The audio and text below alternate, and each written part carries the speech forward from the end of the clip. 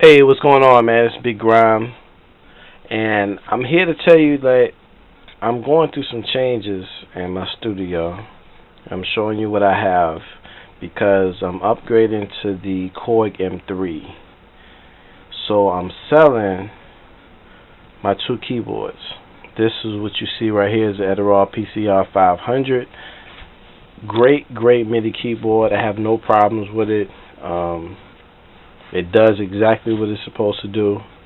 If you use Cakewalk Sonar, particularly, you got to have, this is the closest thing you're going to get to a control surface without dishing out a lot of money. This is the closest thing you're going to get, and I'll show you what I mean in another video so I can show you on the screen. Or I may be able to record the screen and show you, but had your buttons. So you can use the buttons as drum pads. I made a control map, so when you get it, the control map is already set up for you. When you buy it brand new, you have to set it up and all that. But I made a video showing you how to set up a drum, make your pads drum pads, but they're already set up. All you gotta do is go to control and turn it to 1, and the buttons light up.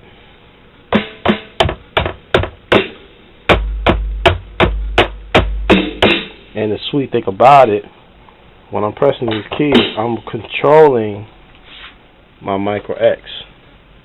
That's what you hear. It's not a software, but you can do software too. But I'm also selling my Micro X as well. So when I hit the... So sometimes, especially if I want to hit like 2 sounds, I can do it like that, go back and forth. Well, anyway, I'm selling this keyboard. I think it's listed at $319, I believe, $319 US. But I'm putting it on eBay, starting at $200. No reserve. If it sell for $200, sell for $200. If it sell for more, sell for more. But pretty much anything that you want to do to control Sonar, really any program, but just particularly Sonar, it works perfectly with. Then you got the Micro X, which is basically how Baby Triton has all the Triton sounds in it, and it sounds great. I love it, but I'm upgrading to the M3.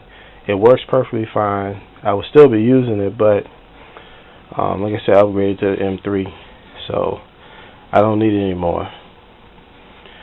So as far as like the PCR500, so like if you look, if I hit the dynamic mapping key, it says DMAP, which pulls up this screen. You see, when I press it again, it disappears. Press it, it appears, and it tells me what I'm controlling. I don't know if you really can see.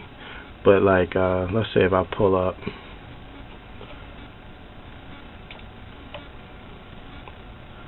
the mixer, so when I move a slider, I'm not using my mouse, I'm using the keyboard. And it's amazing. Like I said, I love it because this is the closest thing you will get to a control surface. So this keyboard, my PCR500, is controlling Sonar and the Micro X at the same time. The way I have it hooked up is, and it's easy to hook it up. I'll even tell you, show you how to do it. It controls. So if you have Cubase, you can control Cubase and the Micro X at the same time. Play the sounds of the Micro X. Record the MIDI, control your DAW system. This is pretty much the closest thing you're gonna get to a control surface without actually getting one. Probably the things you say, well, Grime, can it scroll? Yes, it can. Basically, I just turn this knob and it scrolls.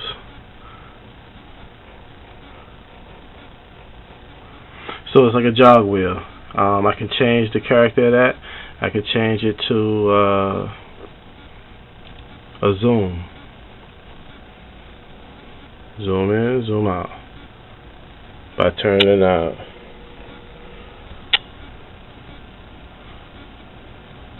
So, like I said, this is going to be the closest thing you get to. It has the play and stop and record button.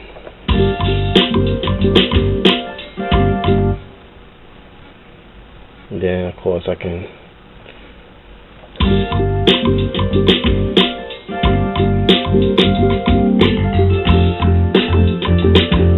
which, by the way, all the sounds is coming from the Micro X. And also, the Micro X is a plug-in. So basically, when I have this set up and it has it as a plug-in, this plug-in, all it does is control the Micro X. Doesn't have any sounds, but it controls the Micro X. So being that I can control this plug-in with my PCR500, I literally never have to touch my Micro X, ever. Because everything can be done on the software, and I can control the software with my PCR500. So just have the MIDI keyboard, and it's literally a Micro X, really, because you can control it.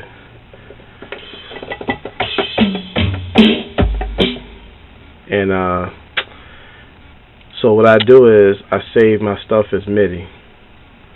As long as I have my Micro X hooked up, it saves all the settings. No matter what, it saves all the settings. It goes right back to where I last left it. Show you an example of that. Let me X out of it. What it's gonna do? I'll open that project, and you see it says retrieving hardware backup. I don't know if you can see that. So it's telling the Micro X that they want to was retrieving the information from the Micro X, and then the next process is going to tell the Micro X what settings that you was last using. See, it says restore song data. So you don't have to worry about, well, what if I save it as MIDI? Is the Micro X going to remember the last stuff I was using or last sounds you were using? Yes, it will. Just your DAW system is going to remember, and it's going to tell the Micro X to pull up those sounds. Cause I used to say all my stuff is audio, but when I found out I could do that, it saves everything. So let me see how big that file is.